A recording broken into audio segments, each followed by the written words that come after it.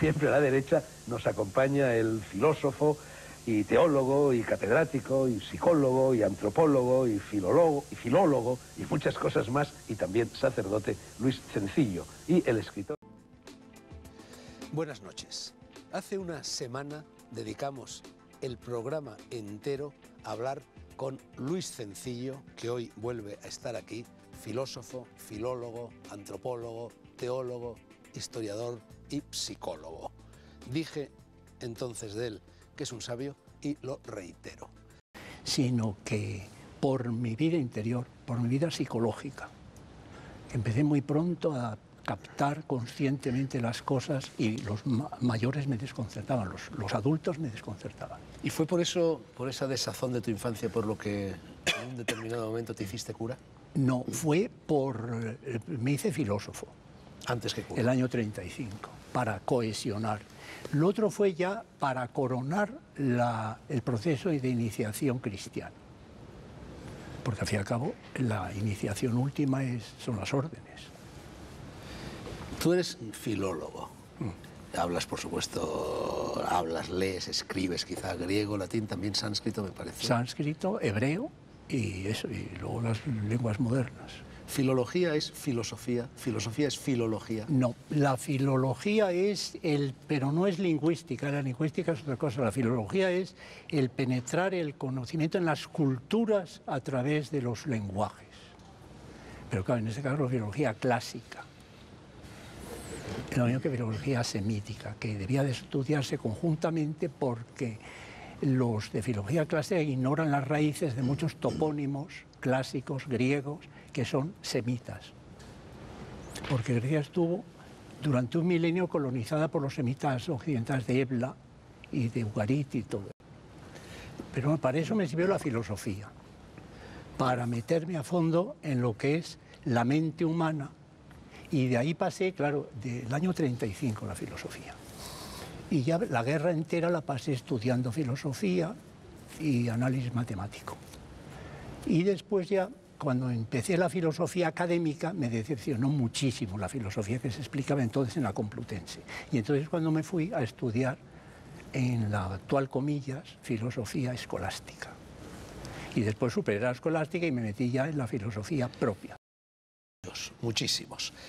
Tú empezaste a escribir bastante pronto, pero intensificaste la tarea de redactar libros, sobre todo a partir del momento de tu jubilación en la universidad. No. Yo empecé a escribir el año 55, por ahí. A escribir en la guerra. Escribí varias novelas, varias obras de teatro, etc. Pero ya filosofía en Experiencia Profunda del Ser del año 56. Se publicó en el 56, la tesis doctoral, el misterio de iniquidad. Y luego me fui a Alemania y entonces ahí no escribí más que artículos. Y cuando volví a la Complutense empecé a escribir tratados de filosofía y el conocimiento. Yo, sin embargo, tengo la impresión, quizás es una impresión falsa, me parece que lo he leído, además, por alguna parte, de que a raíz de tu jubilación es cuando verdaderamente empieza el periodo más fecundo, más intenso, más significativo. Porque resulta que las mejores horas para mi cabeza eran las que gastaba por la mañana en la facultad, en el despacho y en las clases. Y cuando no tenía que hacer eso, vi que esas mañanas me cundían una barbaridad. Estaba escribiendo desde las 7 hasta la 1, en ordenador, claro. También he leído que a ti las ideas te vienen a las 7 de la mañana, sí, que es cuando te pones a escribir. Claro. ¿A qué hora sueles levantarte? Entonces me levantaba a las 5, ahora a las 7, entre 6 y 7. Y ¡paf! De la cama prácticamente te vas al ordenador. Después de un rato de meditación y de lectura de la Biblia. Me voy, de los Salmos sobre todo. Me voy al ordenador y ya toda la mañana. Sí.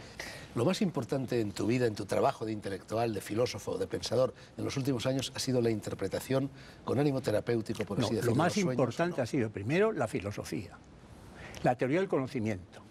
Después la antropología, la comprensión de lo que es el ser humano, que está desfondado y desnortado. Y de ahí viene toda la historia y todas las inquietudes, las ideologías y el desasosiego de los individuos y de las sociedades. Y por último, la terapia.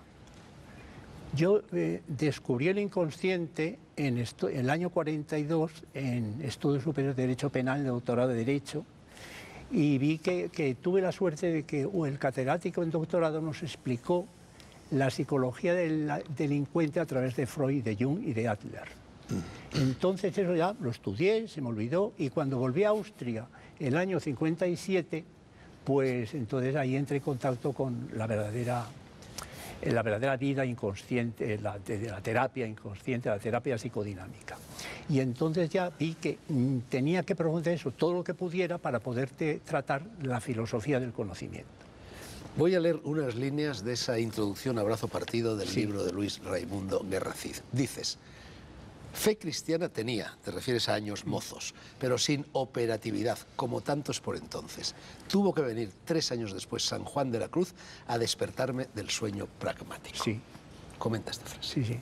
¿Qué es el sueño pragmático? El sueño pragmático es San Juan? el sueño de hacer carrera, de obtener efectos apreciables, socialmente apreciables, de eso, de hacer carrera, subir, darse a conocer. Bueno, te despertaste de ese sueño, pero a pesar de ello hiciste larga carrera. Hombre, claro, hice carrera. Lector en Innsbruck, profesor de mil cosas. Claro, porque es que tenía que hacer algo.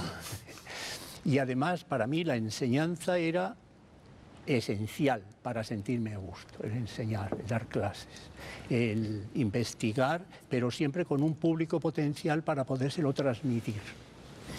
Y claro, entonces luego escribir, claro, es decir, si tiene una vida intensamente mental e interior, lo normal es querer expresarse, por lo menos en mi caso, que soy muy expresivo, expresarse, socializarla, transmitirla a otros. Y claro, pues así fue. Pero no lo hacía por ello, sino por transmitir la vida que iba consiguiendo tener. Javier Esteban también me ha dicho que una de tus habilidades, si me permites llamarlas así, es que eres capaz de interpretar sueños. Aquí te pillo, aquí te mato, de bote pronto, inmediatamente. Te cuentan y los interpretas. Pero eso gracias a la filología. Gracias a la filología, claro. ¿Por qué? Porque los demás psicoanalistas del siglo XX parece que improvisan un sistema más o menos de pacotilla y que los sueños tienen que reflejar todos eso. Y para mí los sueños son como una tabla cuneiforme, un manuscrito antiguo, un papiro, que hay que hacerse con el lenguaje, con la escritura y con el sentido. Y con el contexto en que eso está escrito.